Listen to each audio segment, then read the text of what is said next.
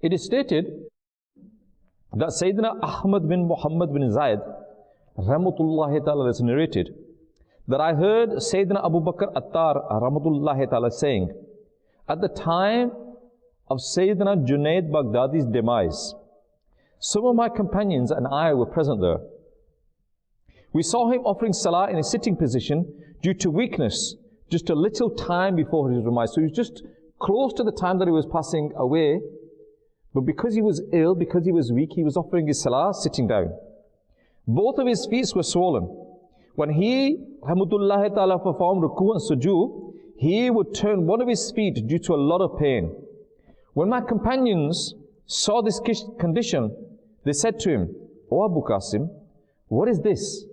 Why are your feet so swollen?" He, rahmatullahi ta'ala, said, "Allahu Akbar, this is a blessing." Sayyidina Abu Muhammad Hariri rahmatullahi ta'ala said, "O Abu Qasim, what is the harm if you lie down?" He then said, "I have time in which some good deeds can be performed. Then no chance will be given." He then said, "Allahu Akbar," and he passed away.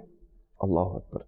It has also been narrated that when he rahmatullahi ta'ala was told, "Hazur, have some mercy on your body," he replied, "Now my book of deeds is being closed.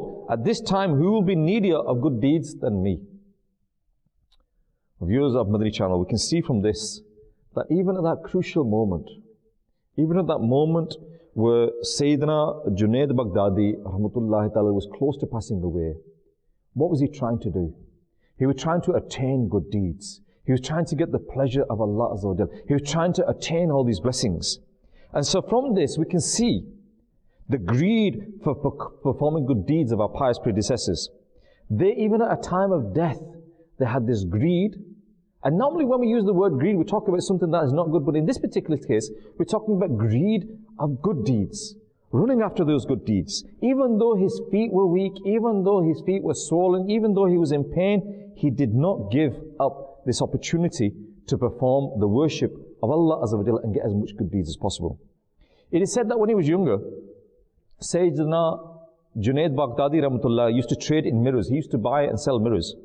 And during this period of time, it is said that his routine was that when he would go to his shop, he would drop the curtain of his shop and he would offer 400 rakat of nafil salah.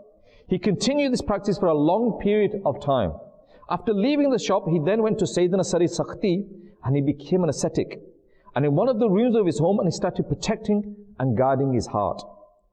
It is said that similarly, he rahmatullah spent a long period of 40 years. It was his routine for 30 years that he would stand and he would say Allah, Allah, Allah from Salatul Isha until the morning, performing Salatul Fajr with the same wuzu. And he rahmatullah ta'ala himself said that he had not missed the first takbir for 20 years of his life. Allahu Akbar, Allahu Akbar. Viewers of Madani Channel, how beautiful the way of living was of our pious predecessors.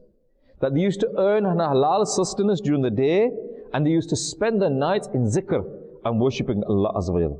Whereas if we look at ourselves, we are wasting our lives in useless activities.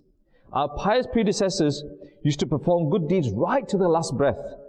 Whereas today, people who spend their entire lives in heedlessness, even when they get to the old age, they still do not perform good deeds. You know, there's a lot of people that when they're young, they say, you know, when I get a bit older, I'll start reading my namaz. When I get a bit older, I'll start fasting during the month of Ramadan. When I get a bit older, I'm going to start reading the Quran. Number one, who can guarantee you're going to get old? And number two, what we are seeing is that a lot of people that when they get old, they still don't have the blessing, the tawfiq, the ability to worship Allah Azza wa Jalla. And when you are young, when you have that strength inside you, you can do the ibadat. When you get old, when you get weak, it gets harder. So once you have that strength, do it. Don't wait for anything. Don't put any excuses in front of you that when this happens, I will do it. When this happens, don't when. Now. Yeah. We see people say, oh, you know, when the month of Ramadan comes, I'm going to grow a beard. When the month of Ramadan comes, you know what? I'm going to start reading the Quran. When the month of Ramadan comes, I'm going to make sure I read my 5 daily prayers. When the month of Ramadan comes, when all these things, when? When? How can you guarantee that when will happen? You know, when I get my child married, then I'll do this. when I've built that house, I'll go on Hajj. As soon as Hajj becomes farz upon you, then you need to perform it. We love Madani Channel. We love Madani Channel. We